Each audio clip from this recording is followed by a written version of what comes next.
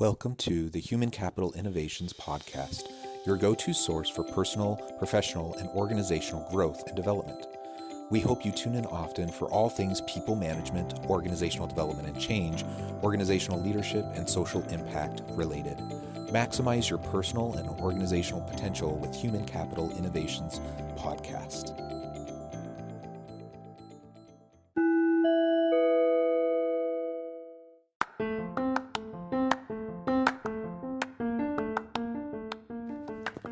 Welcome to the Human Capital Innovations Podcast.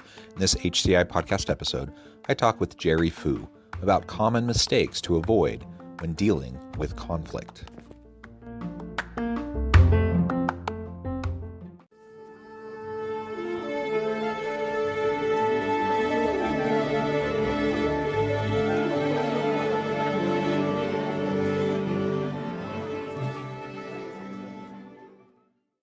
Jerry Fu, welcome to the Human Capital Innovations Podcast. Hey, Jonathan, thanks for having me. Yeah, thank you. You're joining us from Houston, Texas. I'm here south of Salt Lake City in Utah. It's a great opportunity to meet with you today and have a good conversation around common mistakes that we need to try to avoid as leaders when we're dealing with conflict in our teams, in our organizations. Conflict is inevitable, whether you're talking about a marriage, a partnership, a friendship, or in the workplace. Conflict is inevitable. It does happen. It will happen. The question isn't, whether it'll happen, it's what to do when it happens. And I think that's a big part of what leaders have to do. And we've talked before on this podcast about, the leaders who tend to kind of run around like chickens with their heads cut off, putting out fires all the time. A lot of those fires tend to be conflict related, fires between people on their team. And so we're going to try to talk about proactive approaches that we can take, to deal with healthy disagreement and when natural conflicts arise, but then also what to do when more challenging situations emerge and how to diffuse them and, come out with a more productive dynamic relationship within your team. As we get started, I wanted to share Jerry's bio with everybody. Jerry Fu is a conflict resolution coach who helps Asian American leaders advance in their career and life journeys. Having taken on several pharmacy leadership roles, Jerry started coaching in 2017 to help other Asian American professionals deal with the conflict they encounter at work with their culture and within themselves. Prior to starting his coaching business, Jerry served as a pharmacist and began facilitating leadership workshops in 2012. Today, Jerry offers a range of coaching services, which includes individual coaching, group workshops, and keynote presentations. And I really could go on and on. You do so many really great things. Anything else you would like to share with listeners by way of your background before we launch on into the conversation?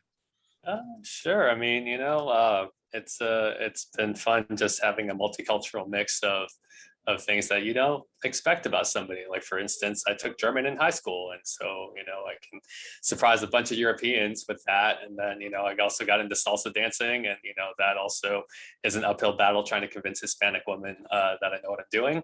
And but yeah, other than that, just love experiencing new cultures and seeing what people have in terms of backgrounds that we can all learn from and help just give each other a fresh set of eyes and new perspectives, for sure. Yeah, I love that. Fresh set of eyes, new perspectives. I think we need way more of that in this very polarized, divisive world that we seem to be in right now. So I love all of that. That's wonderful. And maybe to start off, if you could provide a little bit more context in terms of why you chose this path. I mean, you're doing pharmacy work in various pharmacy leadership roles. What caused you to make the shift out of leading in that kind of a sphere versus what you're doing now with the coaching and the training and the keynote speaking? Yeah, great question, Jonathan. So yeah, it's funny when people from the outside say, "Yeah, how did you get from A to B?" And in my mind, it makes sense, right? Because I was the one who lived it. But for someone else on the outside, basically, the simple answer is that leadership saved my career. I was in chain pharmacy for the first 5 years, and after I realized that was no longer a satisfactory career path. I tried to get into teaching through a pharmacy consulting company, which I moved to Houston for. 11 months later, got fired.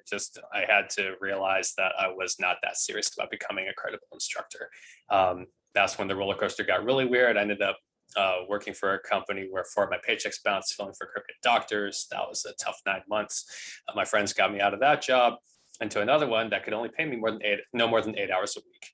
And so, I'm moving to Austin temporarily to get more hours with them, with no idea what my life is going to look like.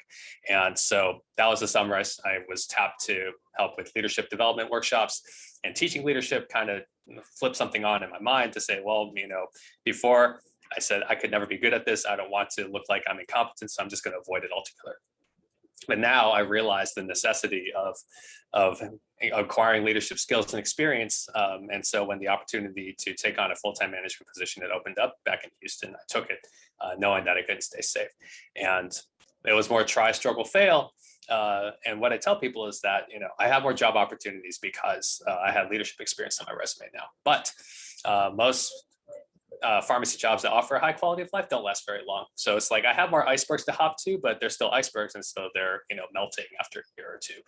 And so 4 years ago, when my previous employer went under, I said, well, I'm tired of chasing scripts and fighting insurance companies that dictate my worth and all those other things. And so I said, but I love teaching leadership workshops since I've been doing since I started 9 years ago. And I said, what if I had a career?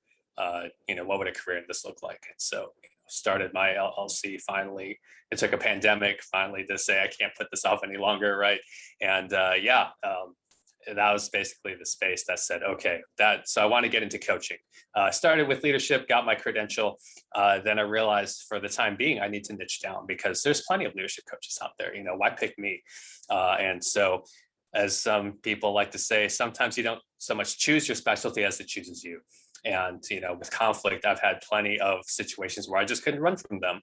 One fun example is when I was serving as a Trish class director, my second day on the job, I found out that a newer guy was sexually harassing women in the class. And so I had to go handle it. They didn't give me a manual. They just said, yo, you just gotta take care of it. And it's just kind of like, this is kind of almost mafia style, right? You're just kind of like, I don't know. Doesn't matter how you do it, just make the problem go away. And so in that, in navigating my own challenges, at one point I had to evict a roommate who defaulted on his lease, all these other, high stakes situations where you realize you can't afford to stay comfortable and you can't just hope the problem will go away on its own. So that is where my heart comes from, knowing that I want to not only make leadership more feasible for people that were like me 10 years ago, but also to give confidence, say, hey, you know what, I'm going to respond better to these challenges that are not a matter of if they come up, it's when they come up. Yeah, that's absolutely right. And thank you for that additional background. I think most of us take a non-linear path in getting to where we're at, right? Every now and then you have the strange weirdo who just like somehow has clarity and figures it out really early. My wife's one of those. Like she knew in high school what she wanted to do. and then she just kind of worked towards doing it. But I think that's kind of the exception. And I've kind of had this meandering path as well.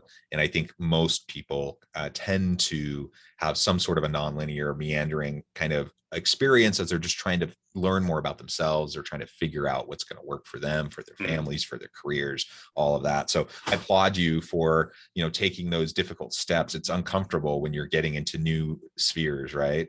And to try to figure out what you want to do. So that's excellent. And of course, everything about the coaching, the leadership, all of that kind of stuff is stuff I feel passionate about. So I totally get why, you eventually get to that point where you're like, this is what I want to do.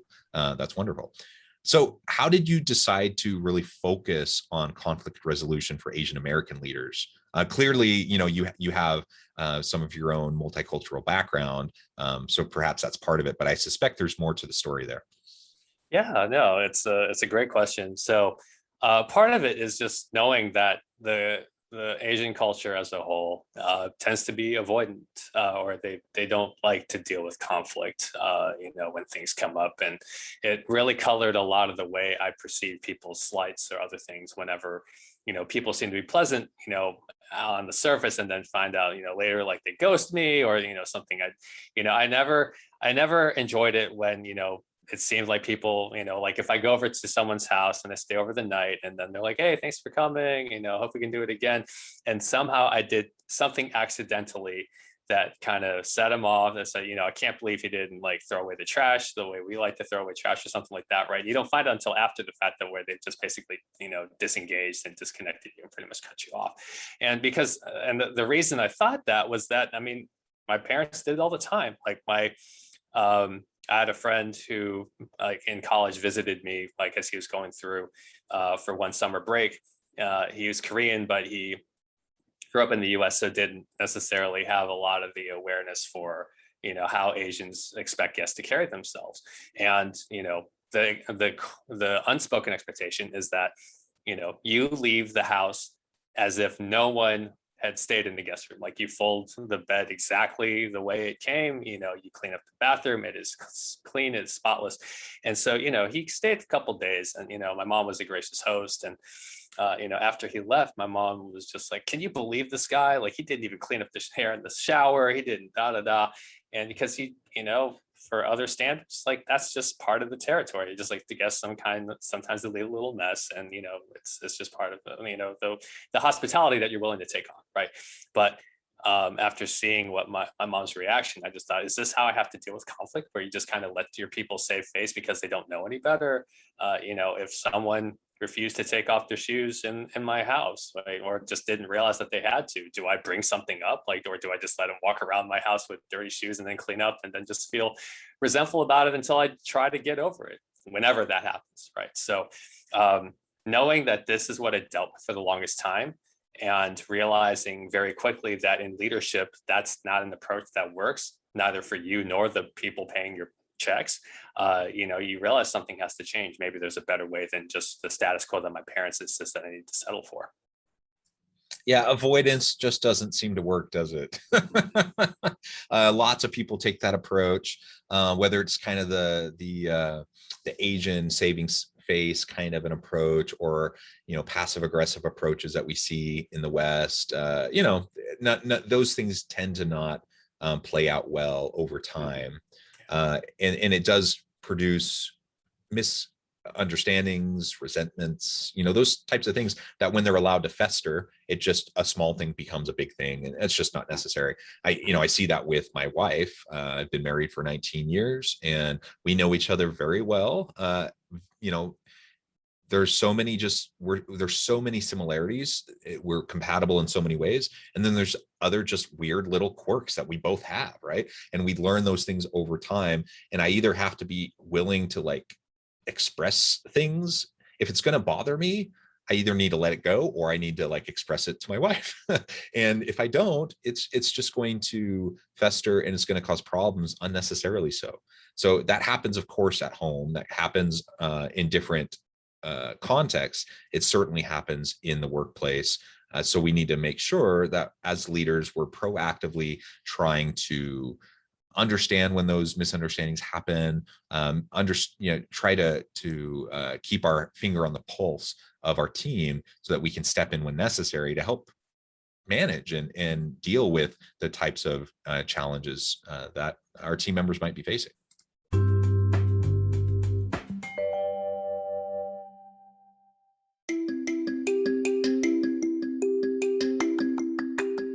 I'm excited to announce the publication of my new book from HCI Press, Bluer Than Indigo Leadership: The Journey of Becoming a Truly Remarkable Leader. Early in my adult life, I learned about an Asian proverb that translates as bluer than indigo. If you think about the color indigo, it is a brilliant, deep, and vibrant blue, what some would call the bluest of blues. To have something that is bluer than indigo is rare and truly remarkable. Contrary to popular myth, there is no one-size-fits-all or cookie-cutter approach to effective leadership. There's no silver bullet, no secret sauce, no go-to model that will solve all of our problems. The truth is, great leaders have all had their unique strengths and flaws, and have all had to discover and then pave their own distinctive path in their life's journey to fulfill their leadership potential. Bluer Than Indigo Leadership will help you discover your own path and explore those ordinary, everyday actions that will help you respond to an uncertain future and produce extraordinary results for individuals, teams, and organizations.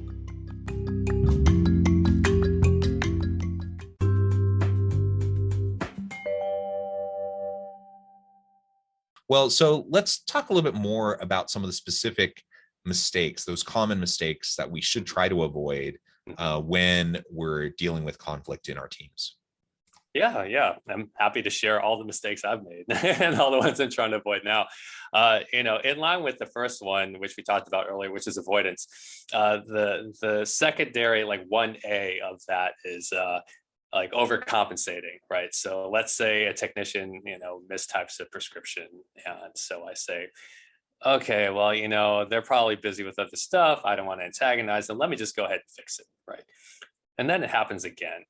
And then it's like, well, maybe there's a pattern here, but again, I'm going to find reasons to not engage because I value my popularity too much to engage in something with that might antagonize them or make them defensive or, ruin the relationship. So let me just keep doing this. And now I'm doing two jobs instead of one, right? So that's the overcompensating. It's like, no, if there's a pattern, that's the other, and that leads to the second thing is to assume that you know exactly the story behind why this mistake keeps happening, right? So if you say, okay, I have the evidence, I've justified it in my head, I know I'm right, now I'm going to charge ahead. I need to go ahead and, validate my story and change it and fix it, and then things will be fine. Doesn't work that way, right?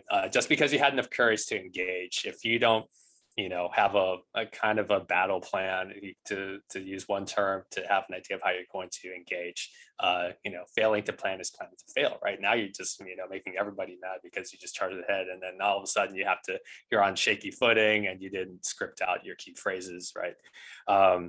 And so, yeah, that's another one. The third is to think that conflict resolution involves coercion or compliance.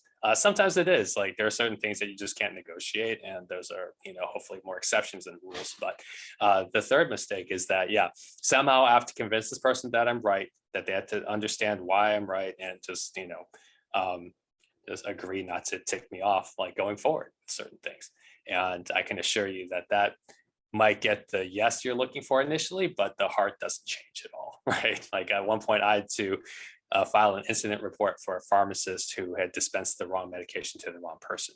And I had to sit down with her and, walk her through the situation, because she kept insisting that she never makes mistakes. And she kept blaming the technician for, putting it under the wrong profile, things like that. And it's like, true or false?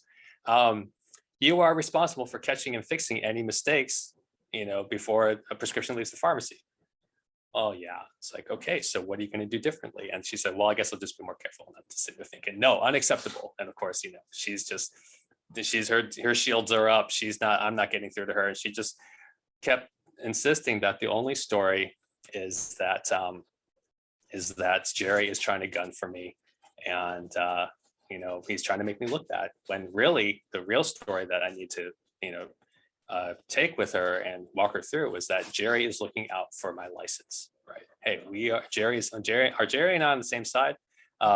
Yes. Okay. If Jerry and I are on the same side, okay. How can we get this relationship back to a point where we are looking out for each other and we're not just trying to pin things on people, right? So yeah, those are some of the more common mistakes I know I made in the process of trying to resolve conflict well. Yeah, and I appreciate the overcompensating comment. That's definitely one that I fall into the trap of over and over and over again, because like I don't want to make a big deal about something. It's not a big deal. Excuse me. I'll just step in. I'll just help out. Whatever. Sometimes that's fine. Like you're just helping out, and then you just get past the situation. It's never a recurring problem. But otherwise, in a different context, you're stepping in, you're doing that. The person that you're stepping in for, they either learn to rely on you to step in for them, or they feel undermined because you're stepping in for them. And I think of this old activity that I did years ago. I did this like day-long ropes course team building kind of an activity. So there are all these different things that we did. One of the things we had to do was this V. So if you can imagine, there's like a tree, and then there's these wires that come off the tree out into a V, and then they're staked into the ground. And the task is for people to get up on the wires where they're really close together, and then you lean in and you press your hands together, and slowly, while you're kind of leaning in and trying to balance each other's weight, you take steps out on the wires until you get further and further out on the V, right? So you're leaning further and further in, you're further and further out. It really takes communication. It takes balance. You have to be able to work well with the other person on the other side. And I remember being in that situation. It was my turn. I'd seen other people on my team try to do it, and they'd gotten a few steps and fallen. And I'm like, okay, I've been able to see their mistakes. Now I'm going to be able to do this. And I get up there and with my partner, and we take like one step and we fall, and immediately I'm like, oh, this guy wasn't even paying attention. He wasn't trying to figure out how to do this correctly. Now we're looking stupid in front of everyone else. We get back up, we get another try. And this time, we take maybe 2 steps. Again, we fall. And so because we're so bad at it, they let us get up and try again. And we get up, and at this point I'm thinking, oh my gosh, this guy is terrible. And so we get up again and we try, and maybe we get 3 steps, but we fall again.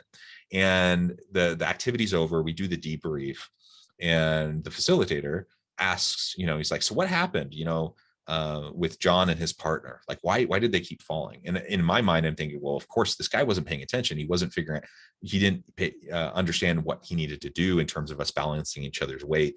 And so we just kept on falling. That's what I'm thinking in my mind, even though I have a smile on my face and I'm not actually saying any of this. And the facilitator says, after a few people make comments, he says, well, really, it was John's fault. I'm like, what are you talking about? Why was it my fault? How was it my fault? And he basically came back to this overcompensation. He's like, John was so anxious to move out. He was leaning in too much. He was trying to overcompensate for this, his partner's lack of leaning. And that just made them so imbalanced. They kept on falling very quickly. They would have been better off spending a little bit more time trying to calibrate and figure out the balance.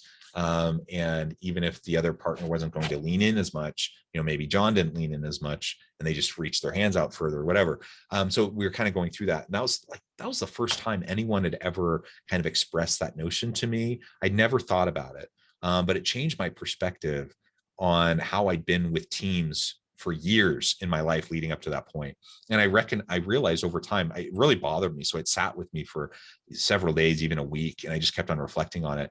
And I started to really realize that, yeah, I've been doing this for years. Every time I'm in a team setting, I tend to be that one who inadvertently steamrolls over people. I overcompensate, and inevitably I have the narratives in my mind of, oh, I got these lazy team members, they're free riders, they're expecting me to do all the work. And while I'm sure there was probably some of that in some of the teams that I was in, there's also people retreating because I'm steamrolling them, people feeling undermined or condescended to because of my approach. And that was a transformational experience for me. It was just a simple little activity that only took a matter of a number of minutes. And it really shifted the way I understand myself. So that overcompensation, the avoidance, of course, is horrible. It causes all sorts of problems. The overcompensation isn't much better. It causes lots of problems too. So anyways, I just wanted to share that little bit of an example. Absolutely, man. That's exactly it, right? And it's fun to be the hero. We like being the hero, right? We watch heroes on TV and movies all the time. It's like, oh, I got to be the hero. I mean, that was my mentality for the longest time. I was just like, I'm tired of people settling for a crappy status quo. I'm going to go out there and, throw away all the litter and do all those other things. And then all of a sudden people say, wow, Jerry really likes to contribute. Maybe contribute over here and here and here and here and here. And then everyone else is just still on the sideline because the people who know how to give continue to find ways to give, even if they are running on low fuel. And then the people who are used to watching them give don't have to do anything differently. That was one of the things in leadership where we talk about letting people fail at an acceptable rate. It's like you want them to struggle and fail, but not to the point where they like bankrupt the company, right? That's when the goalie needs to come in to be sure. But calibrating that as you've experienced, right? It takes time, right? Okay, this is something, $30 mistake I can let them make. $500 mistake, okay, let me step in and make sure this doesn't happen again, right? So yeah, excellent example. This has been just so interesting. I'm wondering, as we're getting close to the end of our time together, if there's any there's so much that you've learned just through your experience, but I imagine there's been mentors that you've had. Perhaps there's been TED Talks or books or other resources that you've consumed that have really helped to shape your philosophy and your understanding of the world. Is there anything like that you'd like to share with listeners? Oh, happy to. Yeah, I am. It's like the Newton quote, right? If I can see farther than anyone else, it's because I've stood on the shoulders of giants, right? I mean, there's to not give credit to the resources and people that have poured into me so I can become a more effective leader. It would be hypocritical, really. Two books I can recommend that kind of helped me, customize my own recipe for conflict resolution. One is called Difficult Conversations. I was like, I'm not good at this. Let me see what books are out there, right? Just type that in the Amazon. They clearly knew exactly what title to pick so that I zero in and buy it. So ta-da. They provide a good framework in terms of arbitration, whether it's arbitration or just, familial conflict. They provide like a simple framework to do that. Another book that a pharmacist leader friend recommended to me is called The Four Conversations, which is by Jeff and Lori Ford. They are a management consulting couple. And one of the four conversations were to specifically deal with conflict is the closure conversation. And they talk about how to apologize well, acknowledge that there's a problem. This is how we restore, repair, and recommit, when expectations are broken. And they have some tips like don't let people off the hook, because that means, they'll lose respect for if you don't follow through with consequences that, you need to enforce. And so those two books kind of colored my own, approach to things. Another book, Switch and Decisive, actually, both of them by the Heath brothers. They talk about scripting critical moves. That's what I kind of talk about in my own framework, is that you have to write out the key phrases and other things you want to be sure to address. Because if you do not think about what you want to address, you're probably going to forget in the moment. So, do some planning beforehand and do that. So those are the main books I'd say that kind of helped shape my framework, and the friends who shared this with me. And yeah, feel free, if you want a cheap, easy solution, just go read those books and see and try it out yourself. Otherwise, if you want a little more personal attention, by all means, hire a coach. Even if it's not me, just go out and invest a little more of your time and money to really close the gap on time and production loss that you're having because you're not addressing conflict appropriately and promptly.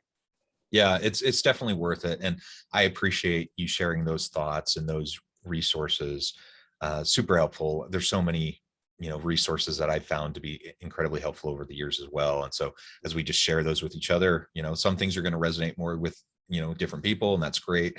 But there's just so many great resources out there to help us to be more effective.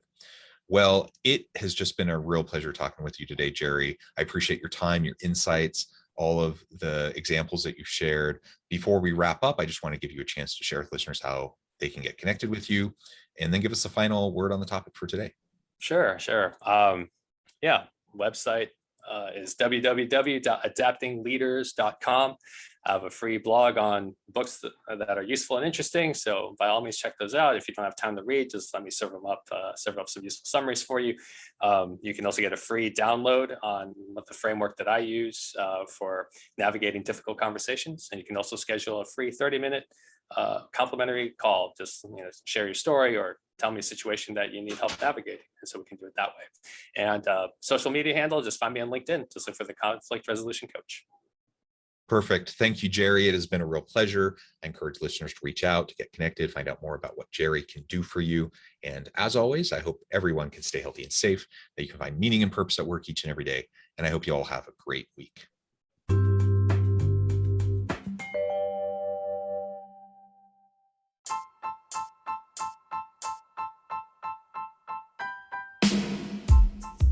The alchemy of truly remarkable leadership. Ordinary, everyday actions that produce extraordinary results. Consider how the nature of work has shifted over the past 50 years. With increased globalization, rapid technological advancement, and the shift in economic composition, the average job of today looks very different than the average job of 50 years ago. What will the jobs and organizations of tomorrow look like? Moreover, what does this all mean for organizational leaders? What are the core competencies and capabilities of organizations and their leadership that are prepared for continued disruption and geopolitical and socioeconomic shifts?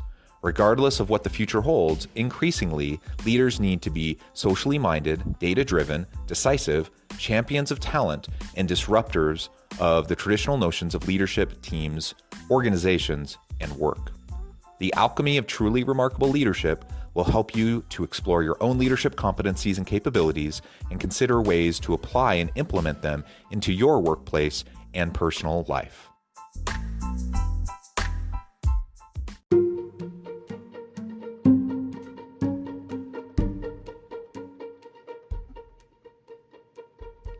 Check out Human Capital Innovations magazine, Human Capital Leadership. Human Capital Leadership is a free, interactive e-magazine with the mission to help individuals, leaders, and organizations find innovative approaches to maximize their human capital potential. We publish issues quarterly in August, November, February, and May. Take a look at the latest issue and let us know what you think.